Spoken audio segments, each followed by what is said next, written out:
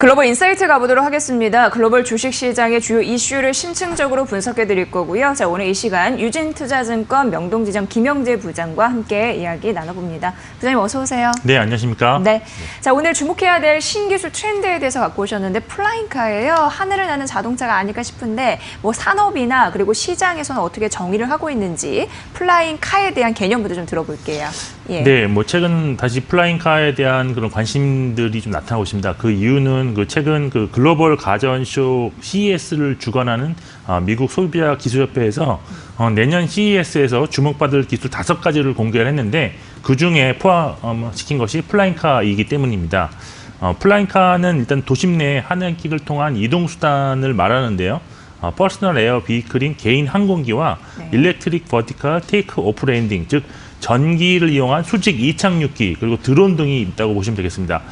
뭐 크게 보시면 뭐 활주로를 필요로 하느냐 아니면 필요 없느냐로 구분될 수 있는데 현재는 지금 그 상용화 가능성이 가장 높은 것은 전기 수직 이착륙기로서 일단 활주로가 필요하지 않아서 상당히 활용도가 높고 빌딩 옥상 등에서 이착륙이 가능한 점, 그리고 전기 모터를 이용하기 때문에 소음이 크지 않아서 도심에서 운항하기 좀 알맞다는 그런 장점이 있는 그런 플라잉카라고 할 수 있겠습니다. 네, 무인 헬기도 뭐 생각나고 자율주행 쪽도 생각나고 여러 가지 생각이 드는데 놓칠 수 없는 그런 미래 산업 성장 동력으로 현재 꼽히고 있는 부분인 것 같습니다. 그래서 또 주목을 해봐야겠죠. 어떤 부분 우리가 관심 있게 봐야 될까요? 이 섹터는요?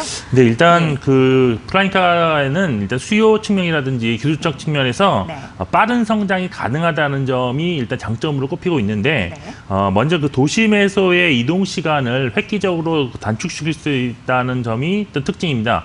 뭐 시속이 한 150km에서 뭐 240km까지도 나온다고 하는데요. 도심 교통 상황에 관계없이 이동할 수 있기 때문에 소요 시간을 한 4분의 1 이하로, 그러니까 1시간이 걸릴 거를 뭐 15분에서 10분 정도로 단축이 가능합니다. 그리고 그 기술적으로도 지금 현재 개발되어 있는 자율주행 기술을 적용할 수 있는데요. 도로에서의 자율주행 같은 경우에는 보행자나 자전거, 뭐 차량, 뭐 도로 상태 등, 뭐 노면 같은 상태 등을 고려하는 요소가 많아서 상당히 복잡한데 하늘에서는 고려하는 장애물이 상대적으로 많지 않다는 점에서 낮은 수준의 자율주행 기술로도 운항이 가능하다는 장점을 좀 보유하고 있습니다. 이러한 점을 고려하면 뭐 산업 성장이 빠르게 진행 가능할 것으로 볼 수 있는데 모건 스탠리에서 그 조사에 따르면 글로벌 도심 항공 이동 시장은 2025년 1230억 달러 규모에서 2040년에는 1조 5천억 달러, 우리나라 돈으로 1800조 원 시장으로 빠르게 지금 성장할 것으로 지금 전망을 하고 있습니다. 이러한 대규모 시장을 좀 선점하기 위해서 현재 그 세계 150여 개 기업에서 300여 종의 플라잉카를 현재 지금 개발 중에 있는데 가장 앞섰다고 평가받는 곳은 우버인데요. 우버는 내년 호주 그 멜버른에서 플라잉카를 이용한 항공택시 시범 서비스를 시작해서 2023년에 일단 상용화 계획을 가지고 있습니다. 그렇지만 상용화가 정말로 이루어질지는 좀 지켜봐야 되는데 일단 가장 선결해야 되는 문제점은 안전에 대한 확신을 소비자들에게 좀 심어줘야 한다는 점입니다. 최근 그 소비자를 대상으로 한 설문조사에서 이런 플라잉카의 안전에 대해서 부정적인 응답을 한 그런 비율이 80% 수준으로 나왔기 때문에 결국 안전에 대한 확실한 장치가 좀 마련되어야 할 것이고 그리고 기술적으로도 도심 저공 비행에 필요한 추가적 자율주행 기술이 개발되어야 하고 여기에 또 배터리 용량이라든지 충전에 관한 기술 보완도 이루어진 이후에 상용화 될 것으로 전망을 되고 있습니다. 네. 이제는 뭐 하늘을 나는 자동차 시대가 오고 있다라고 해도 과언이 아닐 것 같습니다. 여러 기업에서도 이 기술 개발에 가속 페달을 밟고 있는데 우리가 주목을 해봐야 할 시사할 점은 뭐라고 보십니까? 시장에서요? 네, 일단 플라잉카는 기술적으로 볼 때 그 도로 위에서 그 완전 자율 주행차로 그 간주되는 레벨 5 주행차보다 좀 더 빠르게 상용화되지 않겠느냐 하는 기대가 상당히 많이 있습니다. 따라서 향후 2, 3년간은 지속적으로 관심을 받을 수 있는 분야이기 때문에 상당히 지금 주식시장에서도 관련 그런 수혜주 찾기가 진행될 것이라고 일단 볼 수 있겠고요.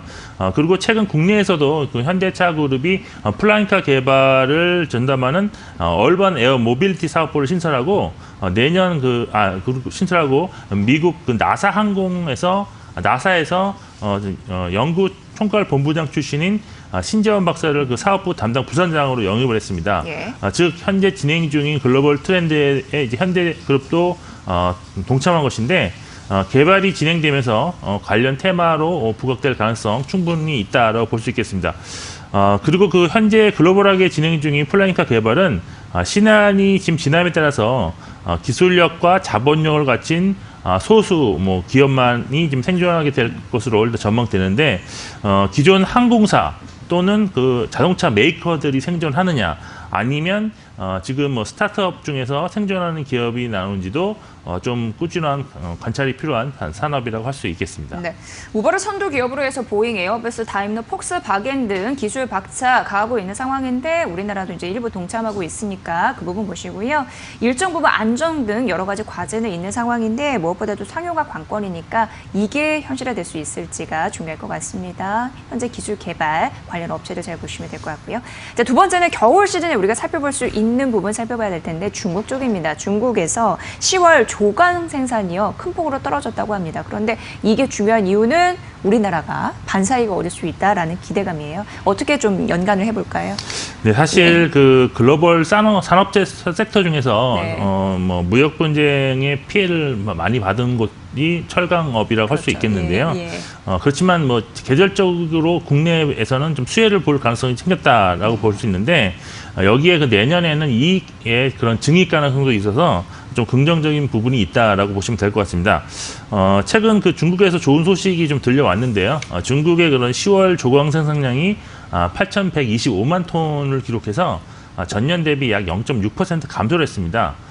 이는 올해 3월 이후에 가장 적은 수준의 생산량이고 예. 그리고 전년 대비 이렇게 감소가 나온 것은 무려 34개월 만에 나타난 현상입니다. 조광 생산량이 감소한 이유는 여러 가지가 있을 수 있는데 중소기업보다는 대형 기업에서 생산량 감소가 나타났다는 점에서 중국 정부가 그 10월 초 70주년 전승절을 앞두고 좀 환경 규제를 좀 강화한 면이 있는데 정부의 눈치를 좀 보는 대형 국영기업들이 생산량을 감소시켰다는 분석이 있고 또한 미국 무역 변경에 따른 부진한 전방산업 영향도 일부 받은 것으로 좀 해석되고 있습니다. 중국 정부의 그 환경 규제는 주로 미세먼지와 관련이 있는데요. 중국 정부는 지난 2017년부터 석탄 발전과 철강사의 그런 조업을 조절하면서 미세먼지를 좀 겨울철에는 관리를 해왔습니다. 올해는 중국 정부가 동전기 그 난방에 대해서는 규제하지 않겠다라고 발표한 상황이기 때문에 기타 제조업에서 생산 규제가 좀 필요한 상황이다라고 볼 수 있는데 결국 그 대기 오염이 심각해질 때 철강 감산을 실시하는 도시들이 늘어나면서 국내 기업은 좀 수혜를 입을 것으로 전망되고 있습니다. 내년 글로벌 철강 산업 전망을 좀 잠시 보면 업황은 그래도 올해보다는 조금 개선될 것으로 전망되고 있는데요. 세계 그 철강협회 그 WSA가 내년 전 세계 철강 수요가 올해 대비 한 1.7% 증가할 것으로 전망했습니다. 이는 그 올해 초반 발표한 내년 수요 감소 전망에서 좀 발전하는 것인데요. 이러한 수요 증가 전망에 중국 및 국내 기업들의 그런 영업이익 역시 올해 대비로는 한 5에서 한 10% 정도 증가할 것으로 지금 전망되고 있습니다.